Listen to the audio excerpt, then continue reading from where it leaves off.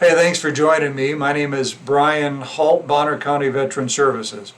And I'd like to help you make a claim so that it works for you, and the VA is obligated to grant that as an award to you. There's three things, as I've mentioned in a previous video. The first thing is something that happened in the military. Let's say you fell off a deuce and a half, you hurt your knee, and you had to go to the troop medical clinic.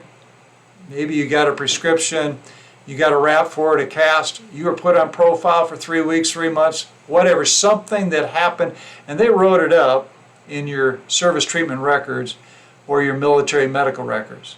So something that happened in the military. Second of all is a current chronic problem. Well, what happened in the military is still a problem today. Your knee swells up, you have trouble going up the stairs, coming down the stairs, you have trouble in bed at night, it's swelling, it makes it difficult for you to sleep. Something in the military and a current problem today. The question is, how does what happened today, or the current chronic problem, how is it linked back to what happened in the military? For example, let's say 10 years after you got out of the military, you're up on a 10-foot ladder trying to cut a branch off the tree with a chainsaw. And you lose your balance, you fall off the ladder, and in order to protect the chainsaw, you fell on your knee. Well, that fall is what caused your knee problem because you didn't have a problem in the military. That link has to go all the way back to the military. It's called a nexus. For example, if you've got a knee problem today because you fell off a deuce and a half, you fell off a wing of an aircraft, you fell down a gangway in the Navy, something in the military, you've got to make that link from the military service all the way to the current chronic problem. How do you do that? Well, there are several different ways that you can do that. You've got to remember that the VA is obligated to see that third part, because sometimes somebody might have a current problem, but there's no link back to the military because it didn't happen in the military. So the VA is obligated by law to see that. So how do you do that? Well, 95% of the time, there's something in the service treatment records, military medical records, about that. As I've already mentioned, the specialist, the corpsman wrote it up, and it's in there. So if you can remember the dates of that time frame, you make the claim, you cite the date where it happened, the VA can many times look it up and see that, yep, that did happen, and it's very possible that what happened there is still causing trouble today. A second way to do that is to have a doctor, an expert in the field, an orthopedic in this example of a injured knee, look at your knee, and if there's still problems with the arthritis in the knee, or there are notes of records from doctors that you've seen over the previous 35 years of knee problems, then that's going to be the link. That chronic nature can be used, and the medical doctor who looks at all those records says, yes, it's more likely than not, medical terminology, more likely than not means a greater than 50% chance that the current chronic problem of the knee problem, knee condition, is because of the military service. There's several other ways that you can make that link. Maybe you don't have a doctor who's willing to do that, or it's not written in the medical records, or the medical records were lost or destroyed or burned or whatever.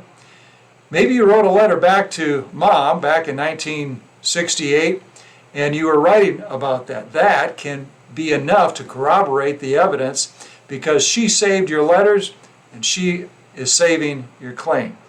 Or maybe you've got a buddy that you remember and you've been in contact, and now because of Facebook or letters or emails, you still have contact with that veteran, and he or she remembers observing what happened.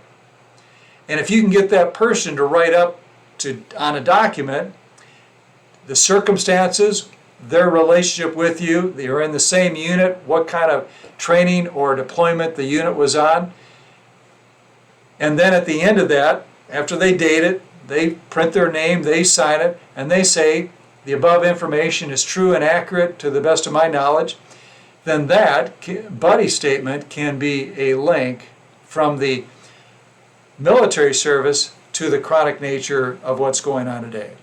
So that's just a little bit for you to think about when you're coming in to make a claim.